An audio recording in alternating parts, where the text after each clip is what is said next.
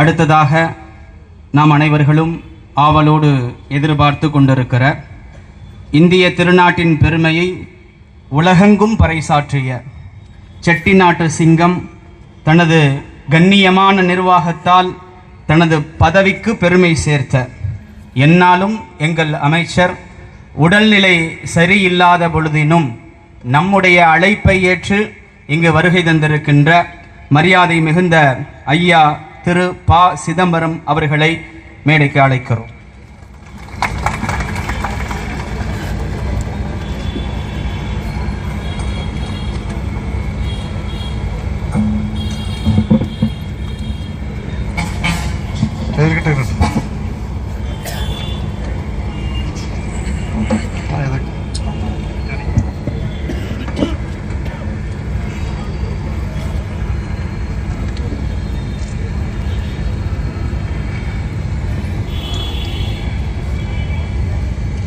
எல்லோருக்கும் வணக்கம்.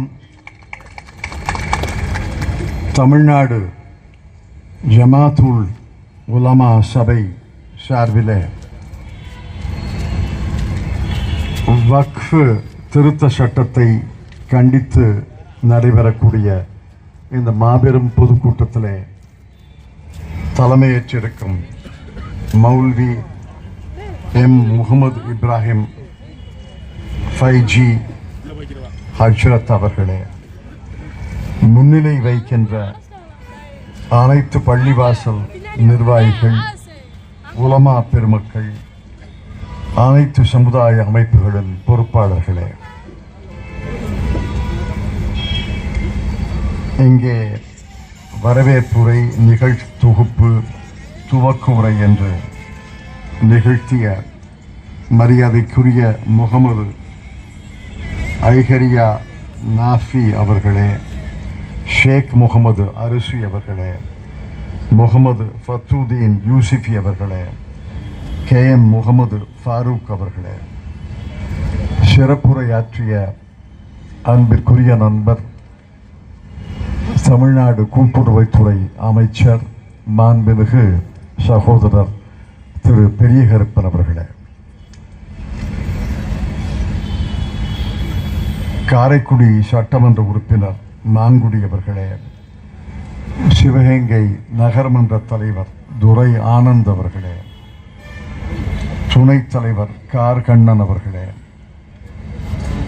இந்திய கம்யூனிஸ்ட் கட்சியினுடைய தலைவர் PL ராமச்சந்திரன் அவர்களே, விடுதலை சிறுத்தைகள் கட்சியினுடைய மாவட்ட செயலாளர் வழக்கறிஞர் பாலையா அவர்களே, இந்தியன் யூனியன் முஸ்லிம் லீக் மாவட்ட தலைவர் ஹைதர் அலி அம்பலம் அவர்களே, மனிதநேய ஜனநாயக கட்சியினுடைய துணை பொதுச் செயலாளர் சைஃபுல்லா அவர்களே, தமிழ்நாடு முஸ்லிம் முன்னேற்ற கழகத்தினுடைய மாவட்ட தலைவர் MTS துல்கருணை சேட் அவர்களே, SDPI கட்சியினுடைய மாவட்ட தலைவர் டாக்டர் அப்துல் கலாம் அவர்களே, இந்திய கம்யூனிஸ்ட் கட்சியினுடைய மாவட்ட துணை செயலாளர் ப. மருது அவர்களே, திராவிட முன்னேற்ற கழகத்தினுடைய துணை செயலாளர் சேங்கை மாறன் அவர்களே, என்னுடைய அருமை நண்பர்கள் அல்லமீன் அவர்களே, சியா சுந்தர்ராஜன் அவர்களே, நகர காங்கிரஸ் கமிட்டியின் தலைவர் விஜயகுமார் அவர்களே, மற்றும் இங்கே நன்றி உரை நவிரவிருக்கும் அபுபக்கர் சித்திக் இர்ஷாத் காசிமி அவர்களே, மற்றும் பெரியோர்களே, நண்பர்களே, தோழர்களே,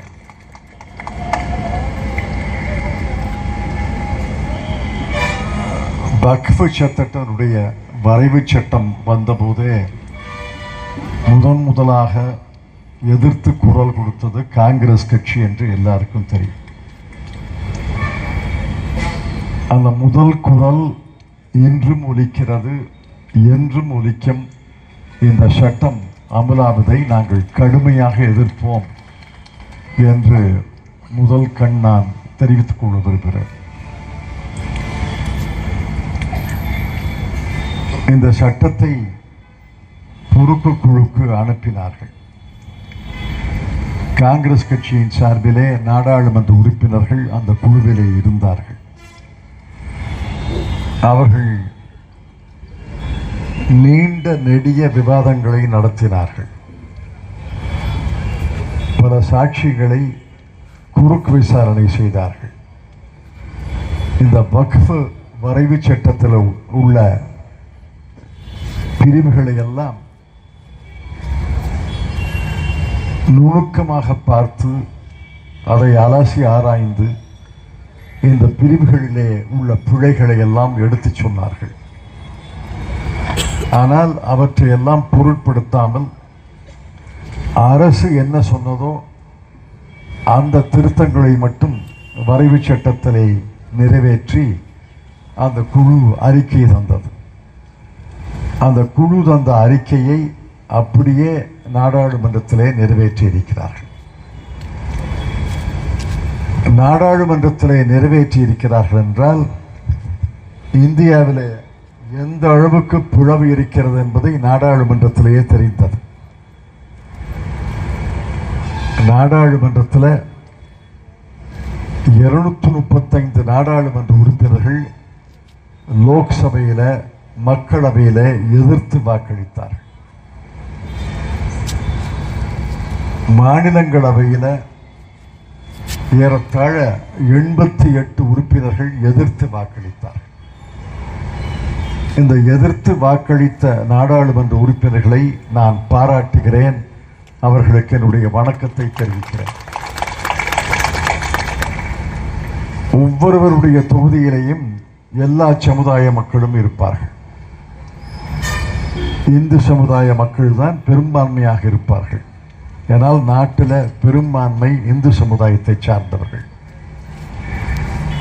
இஸ்லாமிய சமுதாய மக்கள் இருப்பார்கள், கிறிஸ்துவ சமுதாய மக்கள் இருப்பார்கள், பல சமய பிரிவுகளை சார்ந்தவர்கள் இருப்பார்கள். ஆனால் இந்து மக்கள் பெரும்பான்மையான தொகுதிகளிலே நாடாளுமன்ற உறுப்பினராக தேர்ந்தெடுக்கப்பட்டவர் கூட இந்த வக்ஃப் சட்டத்தை எதிர்த்து வாக்களித்திருக்கிறார் என்பதுதான் முக்கியம். அடுத்த தேர்தல் என்ன ஆகும்? இந்த வக்ஃப் சட்டத்தை எதிர்த்து வாக்களித்தால் இந்து மக்கள் வாக்கு நமக்கு வராமல் போய்விடும் என்றெல்லாம் கவலைப்படவில்லை. காரணம், இந்த வக்ஃப் சட்டம் என்பது 1992ஆம் ஆண்டு RSS இயக்கமும் பாரதிய ஜனதா கட்சியும் தொடங்கிய தாக்குதலுடைய முற்றுப்புள்ளி என்று சொல்ல மாட்டேன். அந்த பயணத்தில் இது ஒரு மைல்கல். 1992 இந்த தாக்குதல் தொடங்கியது. எந்த நிகழ்ச்சியை நான் குறிப்பிடுகிறேன் என்று உங்களுக்கு தெரியும். 1992 டிசம்பர் மாதம் 6ஆம் தேதி என்ன நடந்தது, எவ்வளவு துயரமான நிகழ்வு நடந்தது என்பது உங்களுக்கெல்லாம் தெரியும். அதற்கு பிறகு வாஜ்பாய் காலத்தில் கொஞ்சம் அடக்கி வாசிச்சாங்க. காரணம், வாஜ்பாய் கண்ணியமானவர். RSS தன்னுடைய கொள்கைகளை மாற்றிக்கொண்டதாக நான் சொல்ல மாட்டேன். RSS தன்னுடைய கொள்கையிலே தீவிரமாக இருந்தது. ஆனால் இந்திய பிரதமர் கண்ணியமானவர். இந்தியாவில் இந்துக்களுக்கும் இஸ்லாமிய மக்களுக்கும் பிளவு ஏற்பட்டு வேற்றுமைகள் வளர்ந்து விட்டால் இந்தியா என்ன கதியாகும் என்பது அவருக்கு தெரியும். அவர் அடக்கி வாசித்தார். அவர் காலத்துக்கு பிறகு 10 ஆண்டுகள் காங்கிரஸ் கட்சி ஆட்சி செய்தது. காங்கிரஸ் கட்சி தலைமையிலே ஐக்கிய முற்போக்கு கூட்டணி, திராவிட முன்னேற்ற கழக உட்பட்ட கட்சிகள் ஆட்சி செய்தார்கள். அந்த காலத்தில் இஸ்லாமிய மக்கள் மீது தாக்குதல் நடக்கவில்லை. ஒரு தாக்குதல் நடந்தது குஜராத்தில் ஒரு மோசமான தாக்குதல் நடந்தது. அதற்கு பிதாமகன் யாரு, அந்த காலத்தில் குஜராத்தில் முதலமைச்சராக இருந்தவர் யார் என்று உங்களுக்கெல்லாம் தெரியும். அந்த சரித்திரத்தை எல்லாம் பேசப்போனால் நீண்ட உரையாகிவிடும். நீண்ட உரையாற்றுவதற்கு நேரம் கிடையாது. ஆனால் திரு நரேந்திர மோடி அவர்கள் பிரதமராக வந்த பிறகு தொடர்ந்து தாக்குதல் நடைபெறுகிறது என்பதை மறந்து விடாதீர்கள். எந்த பிரச்சனையை, எந்த காரணத்தை காட்டியாலும் ஏதாவது பிரச்சனையை உருவாக்குகிறார்கள். லவ் ஜிஹாத் என்கிறார்கள். லவ் ஜிஹாத் என்றால் இந்து பெண்களை எல்லாம் இஸ்லாமிய சகோதரர்கள் கவர்ந்து கடத்தி கொண்டு போகிறார்கள் என்ற பெயர். எங்க நடக்குது? அடுத்தது ஹிஜாபை வைத்து ஒரு போராட்டத்தை தொடங்கினார்கள் கர்நாடகத்தில். ஹலாலை வைத்து ஒரு போராட்டத்தை தொடங்கினார்கள். இதைத்தான் உண்ண வேண்டும், இதை உண்ணக்கூடாது.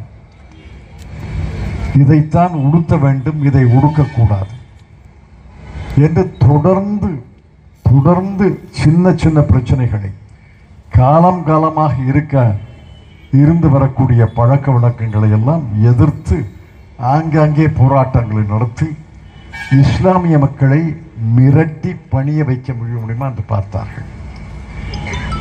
ஆனால் நான் இந்து மக்களை பாராட்டுகிறேன். இந்த ஒவ்வொரு போராட்டமும் பிசுபிசுத்து போனதுக்கு காரணம் பெரும்பான்மையான இந்து மக்கள் இஸ்லாமியர்களுக்கு ஆதரவாக இருக்கிறார்.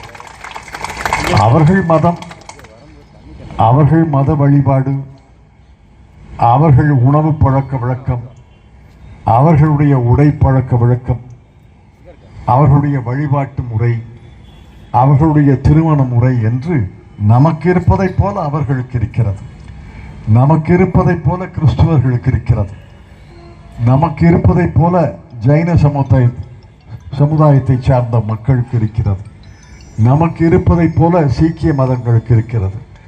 நமக்கு என்ன உரிமையும் நம்முடைய பழக்க வழக்கங்கள், நம்முடைய சம்பிரதாயங்களில் நாம் எப்படி பெருமை கொண்டு சொந்தம் கொண்டாடுகிறோமோ அவரவர்கள் சம்பிரதாயங்களை அவர்கள் சொந்தம் கொண்டாடி பெருமை கொள்கிறார்கள். ஆகவே வாழ விடு, லெட் அண்ட் லெட் லிவ். நான் வாழ வேண்டும், மற்றவர்களை வாழ விட வேண்டும் என்று பெரும்பகுதியான இந்துக்கள் அந்த சகிப்புத்தன்மை, அந்த ஏற்புத்தன்மை இருப்பதால் தான் இந்தியா இன்னும் பிழைத்திருக்கிறது என்று நான் சொல்றேன். இந்து மக்கள் உங்களுக்கு எதிரே என்று நினைக்காதீர்கள். இந்து மக்களுடைய குரல் பாரதிய ஜனதா கட்சி என்பதை நான் ஏற்றுக்கொண்டதே கிடையாது. இந்து மக்களின் குரல் RSS என்பதை நான் ஏற்றுக்கொண்டதே கிடையாது. இந்து மக்களின் குரல் பஜ்ரங் தள், விஸ்வ ஹிந்து பரிஷத் என்பதை நான் ஏற்றுக்கொண்டதே கிடையாது. இன்னும் சொல்ல போனால் பெரும்பகுதி இந்து மக்கள் இவர்களை வெறுக்கிறார்கள். பஜ்ரங் தள், விஸ்வ ஹிந்து பரிஷத், RSSஐ வெறுக்கிறார்கள். ஆனால் ஆட்சி அவர்கள் கையில் இருப்பதால் அடங்கி இருக்கிறார்கள். ஆனால் இந்து மக்கள், நீங்கள் எப்படி இந்து மக்கள் மீது அன்பாகவும் பாசமாகவும் இருக்கிறீர்களோ அதை போல இந்து சமுதாயத்து மக்கள் உங்கள் மீது அன்பாகவும் பாசமாகவும் இருக்கிறார். இந்த சூழ்நிலையிலே இந்த சட்டம் வந்திருக்கிறது. இந்த சட்டத்தை பற்றி நான் ஒரு முறை பேசினேன். இந்த சட்டத்தை பற்றி ஒரு கட்டுரை எழுதியிருக்கிறேன். இந்த சட்டம் பிழையான சட்டம், தவறான சட்டம். இறுதியிலே உச்ச நீதிமன்றத்திலே இந்த வழக்கு நடக்கும் பொழுது இந்த சட்டம் செல்லாது என்று அறிவிப்பார்கள் என்ற முழு நம்பிக்கை எனக்கு இருக்கிறது. இந்த சட்டம் என்ன சொல்கிறது? இப்பதான் தமிழ்நாடு ஆளுநர் நான் பிடித்த முயலுக்கு 3.25 சட்டமன்றம் நிறைவேற்றிய சட்டத்துக்கு, மசோதாவுக்கு நான் ஒப்புதல் தர வேண்டிய அவசியம் இல்லை. 2 ஆண்டுகள் 3 ஆண்டுகள் கிடப்பில் போடலாம். எனக்கு விரும்பிய சட்டத்தை நிறைவேற்றினால்தான் நான் ஒப்புதல் தருவேன். எனக்கு விருப்பமில்லாத சட்டத்தை நிறைவேற்றினால் நான் ஒப்புதல் தரமாட்டேன் என்று ஆணவத்தோடு 2 ஆண்டுகள் நர்த்தனம் ஆடினார். என்னைக்கு என்ன ஆச்சு? இறுதியில ஒரு தீர்ப்பு கொடுக்கக்கூடிய ஒரு உச்ச நீதிமன்றம் இருக்கிறதா இல்லையா? அந்த தீர்ப்பு என்ன வந்திருக்கிறது? அதை பற்றி 4 நாட்களாக ஏன் ஆளுநர் பேச மாட்டேன் என்கிறார்? அதை போல நான் உறுதியாக சொல்கிறேன், நம்பிக்கையோடு இருங்கள். வழக்கறிஞர் என்ற முறையிலே சொல்கிறேன், நாடாளுமன்ற உறுப்பினர் என்ற முறையிலே சொல்கிறேன். இந்த சட்டம் உச்சநீதிமன்றத்திலே வழக்கு தொடரப்பட்டிருக்கிறது. தொடர்ந்து அந்த தீர்ப்பு வந்தால் இந்த சட்டம் பிழையான சட்டம், செல்லாத சட்டம் என்று தீர்ப்பளிப்பார். உங்களுக்கு அரசியல் சாசனம் உரிமை தந்திருக்கிறது. நாளைதான் அம்பேத்கருடைய பிறந்த நாள். அண்ணல் அம்பேத்கர் இவையெல்லாம் நடக்கும் என்று எதிர்பார்த்து அரசியல் சாசனத்திலே பிரிவை எழுதவில்லை. நடக்கக்கூடாது என்பதற்காக எழுதினார். நடக்கக்கூடாது என்பதற்காக எழுதியது நடக்கும்போது நமக்கு மிகப்பெரிய அரணாக, மிகப்பெரிய கேடயமாக விளங்குகிறது. அரசியல் சாசனத்தின் 26வது பிரிவு, அரசியல் சாசனத்தின் 29வது பிரிவு, அரசியல் சாசனத்தின் 30வது பிரிவெல்லாம் எல்லா சிறுபான்மையினருக்கும், மத சிறுபான்மை, மொழி சிறுபான்மை, அனைத்து சிறுபான்மைகளுக்கும் மிகப்பெரிய பாதுகாப்பாக இருக்கிறது.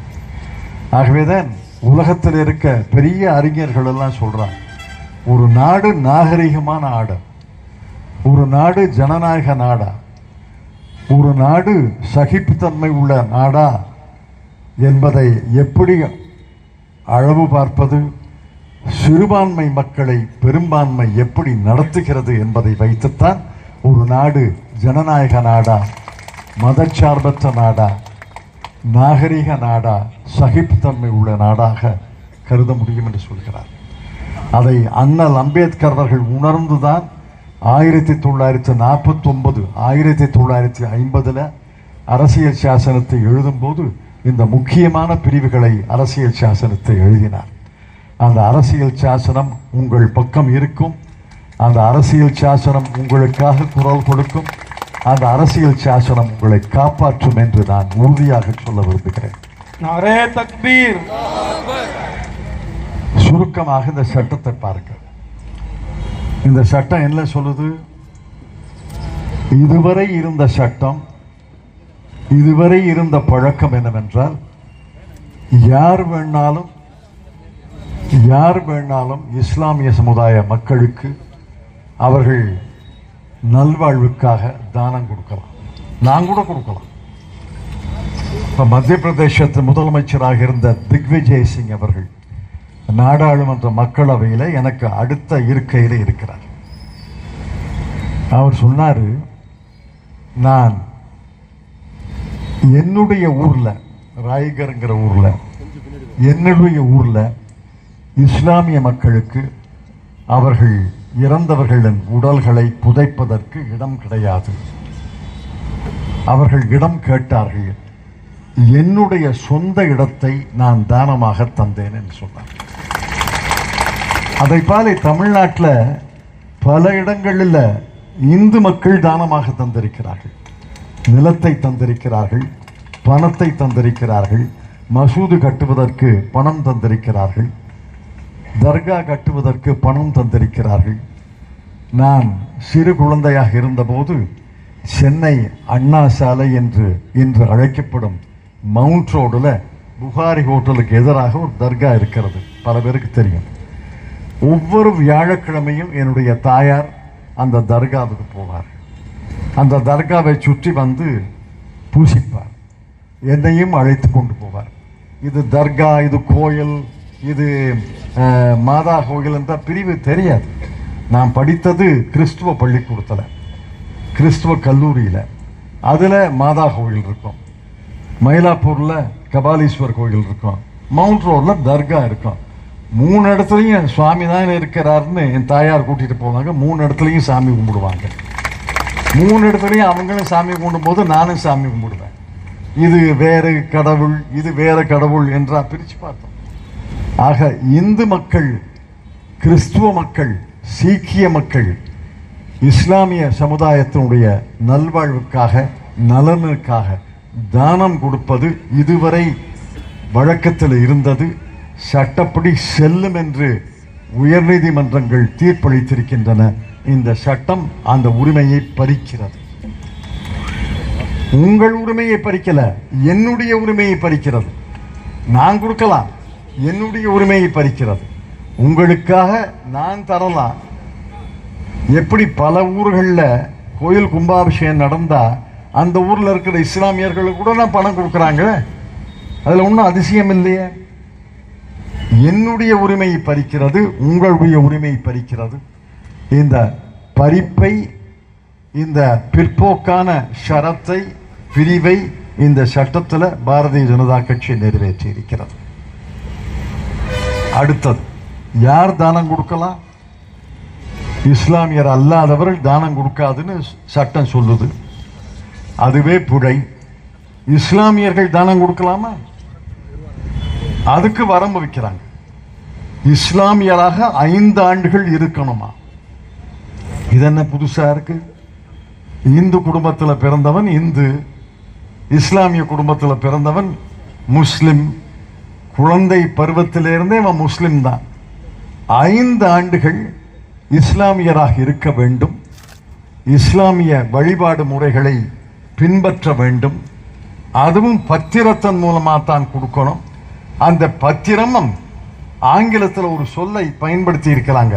அதுக்கு என்ன பொருள்னு கேட்டால் அமைச்சருக்கே சொல்ல முடியல. கன்ட்ரைவன்ஸ், அதாவது குயுக்தியால் அந்த பத்திரத்தை எழுதப்படாதான். பேனால தானே பத்திரம் எழுதணும், குயுக்தியால் எப்படி பத்திரம் எழுத முடியும்? ஆக யாராவது தானம் கொடுத்தா, இஸ்லாமியர் தானம் கொடுத்தா, பத்திரம் எழுதுபவரை போய் பார்த்து பத்திரம் எழுதி தானம் கொடுத்தா, நீ குயுக்தியா எழுதுனியான்னு கேட்பாங்களா? குயுக்தியா எழுதியாங்கன்னு எப்படி தீர்மானிக்க முடியும்? யார் தீர்மானிக்க முடியும்? ஆங்கிலத்தில் கன்ட்ரைவன்ஸ், கன்ட்ரைவன்ஸ்னா ஒரு இயந்திரம். அதுக்கு கன்ட்ரைவன்ஸ் என்ற வார்த்தையை பயன்படுத்தி இருக்காங்க. இதுக்கு என்ன பொருள் என்று அமைச்சரை கேட்டால் அமைச்சருக்கே சொல்ல முடியல. இந்த சட்டத்தை அங்கே முன்மொழிந்த அமைச்சர்களுக்கு கன்ட்ரைவன்ஸ் என்ற வார்த்தைக்கு என்ன பொருள், இந்த இடத்துல, இந்த பிரிவில், இந்த ஷரத்தில் கன்ட்ரைவன்ஸ் என்ற வார்த்தையை பயன்படுத்தி இருக்கிறீர்களே, இதுக்கு என்ன பொருள்னு கேட்டால் கிடையாது. என்ன கன்ட்ரைவன்ஸ்? என்னுடைய நிலம் நான் தானம் தர்றேன், என்னுடைய பணம் நான் தானம் தர்றேன், என்னுடைய வீடு நான் தானம் தர்றேன். இதில் என்ன கன்ட்ரைவன்ஸ் வந்துருச்சு? பத்திரம் எழுதி சொல்றீங்க, பத்திரம் எழுதுறோம். பத்திரம் எழுதி பதிவு செய்த பிறகு குயுக்தி எங்க வந்துச்சு?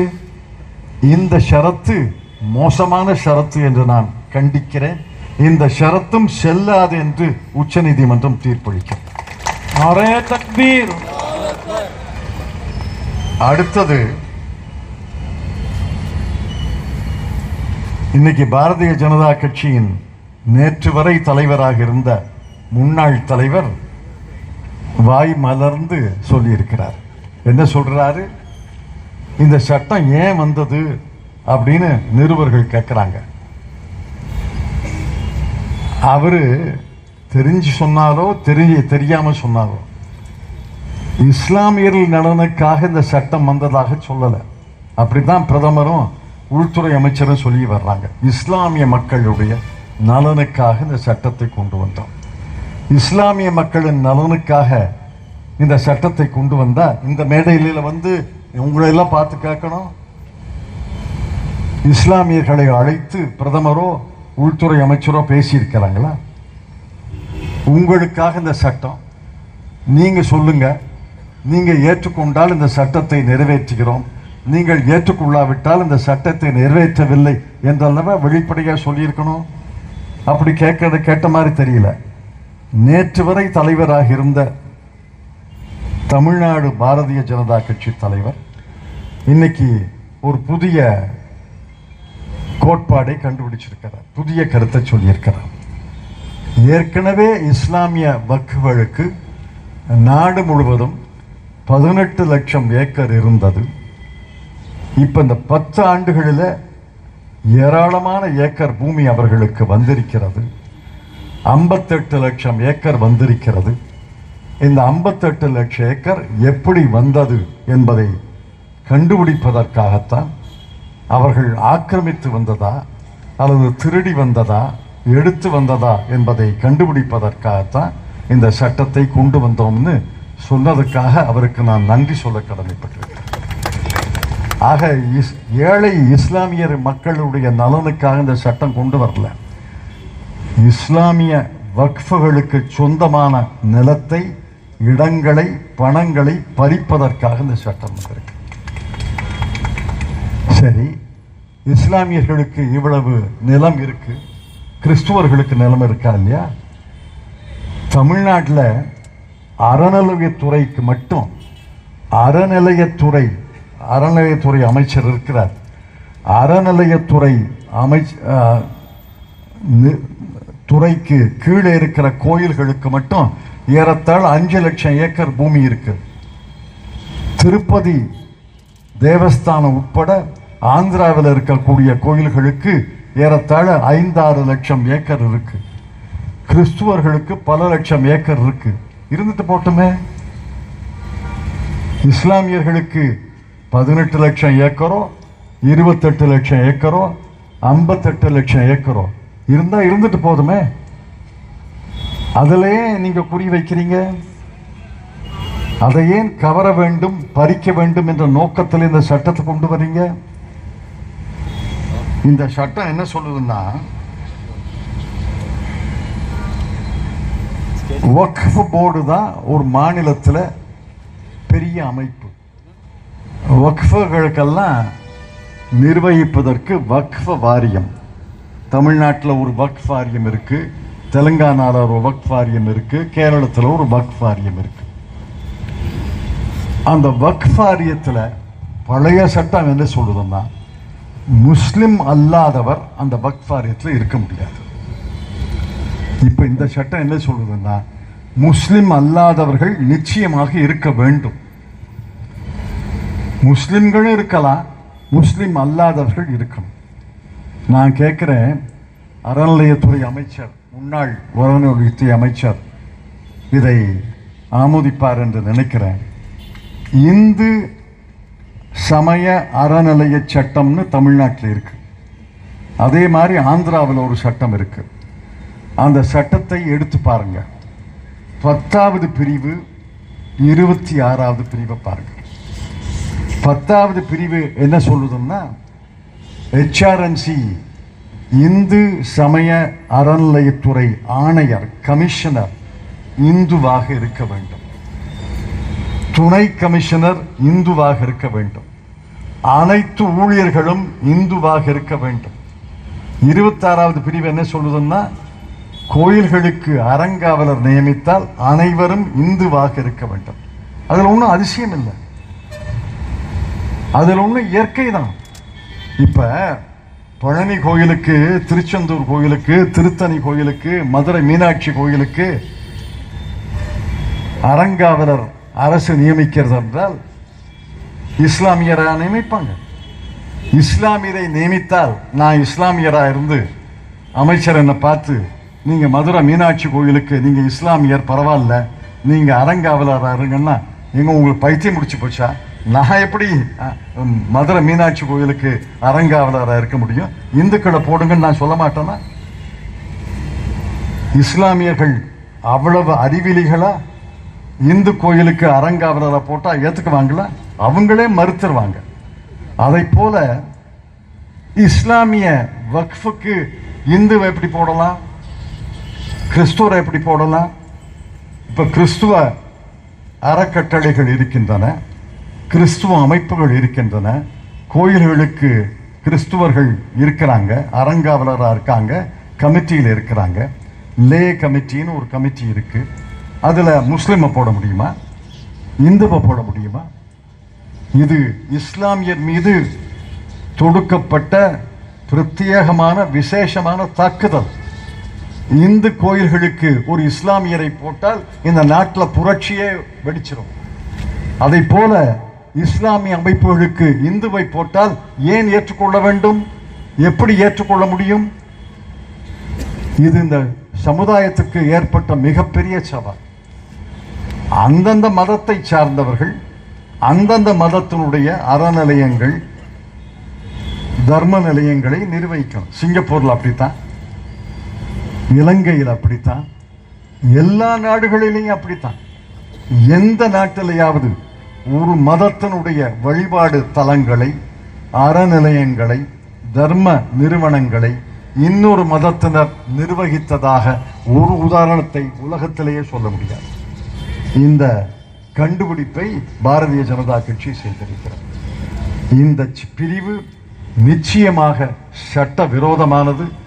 26வது பிரிவுக்கு, அரசியல் சாசனத்தின் 26வது பிரிவுக்கு விரோதமானது என்று உச்ச நீதிமன்றம் தீர்ப்பளிக்கும் என்று நான் உறுதியாக நம்புகிறேன். नारे तकबीर।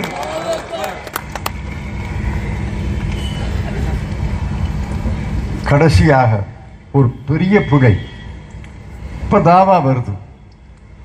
இந்து கோயில்களுக்கும் நிலத்துல தாவா வரும், கோயில் அரங்காவலர்களுக்கும் குத்தகைக்கு இருப்பவருக்கும் தாவா வரும். அந்த தாவாவை நீதிமன்றத்தில் தீர்க்க முடியும். அறநிலையத்துறை கமிஷனர் ஒரு ஆர்டர் போடுவார். அந்த ஆர்டர் ஒருத்தருக்கு சாதகமாக இருக்கும், ஒரு பாதகமாக இருக்கும், நீதிமன்றத்துக்கு போகும். இந்த விந்தையான சட்டத்தில் என்ன பிரிவுன்னா, ஒரு தாவா வந்துச்சுன்னா அரசுக்கு சொந்தமானதா மசூதிக்கு சொந்தமானதா, அரசுக்கு சொந்தமானதா வக்ஃபுக்கு சொந்தமானதா என்ற ஒரு தாவா வந்துச்சுன்னா முதல்ல வரைவு சட்டத்தில் மாவட்ட ஆட்சியர்னு கலெக்டர்னு எழுதுனாங்க. அதுக்கப்புறம் கலெக்டருக்கு மேலே, கலெக்டராக இருந்தால் அவர் கலெக்டர், அந்த எக்ஸ் ஆஃபிஷியோன்னு சொல்லுவாங்க. கலெக்டராக யார் இருக்கிறாங்களோ அவங்க தான் தீர்மானிப்பாங்க. இப்போ கலெக்டருக்கு மேலே ஒருத்தரை அரசு நியமிக்கும். எப்படி? அரசுக்கு சொந்தமாக நிலமா வக்ஃபுக்கு சொந்தமான நிலமான ஒரு தாவா வந்துச்சுன்னா அரசு ஒரு அதிகாரியை நியமிக்குமா, மூத்த அதிகாரியை, சீனியர் ஆபீசரை நியமிக்குமா. அவர் விசாரிச்சு இது அரசுக்கு சொந்தம்னு தீர்ப்பளிச்சிட்டாருன்னா உடனே டிஆர்ஓ ஆர்டிஓட்ட சொல்லி ரெவென்யூ ரெக்கார்டை திருத்துவாராம். அவர் விசாரிக்கிற வரைக்கும் வக்ஃபு அந்த நிலத்துக்கு சொந்தம் கொண்ட முடியாது, அந்த சொத்துக்கு சொந்தம் கொண்ட முடியாது. அவருக்கு விசாரிக்கிறதுக்கு 2 வருஷமானாலும் 3 வருஷமானாலும் 30 வருஷமானாலும் அது தாவா இருக்கும் வரையில் யாரும் சொந்தம் கொள்ள முடியாது. தீர்ப்பு தந்த பிறகு மறுநாளே ஆவணங்களில், வருவாய் ஆவணங்களில், ரெவென்யூ ரெக்கார்டில் திருத்திடுவாங்களாம். இது எப்படி இருக்குன்னா, எனக்கும் அல்லமீனுக்கும் ஒரு தகராறுனா நான் ஜட்ஜை நியமிப்பேன். எனக்கும் அவருக்கும் தகராறுனா நானே ஜட்ஜை நியமிப்பேன். அரசு மூத்த அதிகாரி, அரசு நியமிக்கிற அதிகாரி அரசுக்கு சொந்தமான சொத்தா இல்லையான்னு அரசே ஒரு அதிகாரியை நியமிக்குமா. அவர் தீர்ப்பு தந்துடுவாராம். அவர் தீர்ப்பு தந்த பிறகு அந்த தீர்ப்பு எல்லாரையும் கட்டுப்படுத்துமா. இது எதுக்கு? எல்லா கோர்ட்லயும் வாதியே ஜட்ஜை நியமிக்கலாம்ல, எதுக்கு பிரதிவாதி? எல்லா கோர்ட்லயும் வாதியே நான் ஒரு பிராது போட்டுறேன், நான் தான் வாதி, நானே ஜட்ஜ்மெண்ட், நானே நீதிபதியை நியமிச்சுட்டா என்ன தீர்ப்பது? இதை விட அயோக்கியத்தனமான பிரிவு இருக்கவே முடியாது. அரசுக்கு சொந்தமா வக்ஃபுக்கு சொந்தமா என்பதை அரசே ஒரு அதிகாரியை நியமிக்குமா, அரசே ஒரு அதிகாரியை நியமித்து தீர்ப்பு வாங்குமா, அந்த தீர்ப்பின்படி ரெவென்யூ ரெக்கார்டை திருத்து வாங்கலாம். இதெல்லாம் கோமாளித்தனமான சட்டங்கள், மோசடியான சட்டங்கள். அதாவது ஒரு சமுதாயத்தை பழிவாங்க வேண்டும் என்பதற்காக, ஒரு சமுதாயத்தை மிரட்ட வேண்டும் என்பதற்காக, ஒரு சமுதாயத்தை அழுத்த வேண்டும் என்பதற்காக இந்த பிரிவுகளை கொண்டு வந்திருக்கிறார்கள்.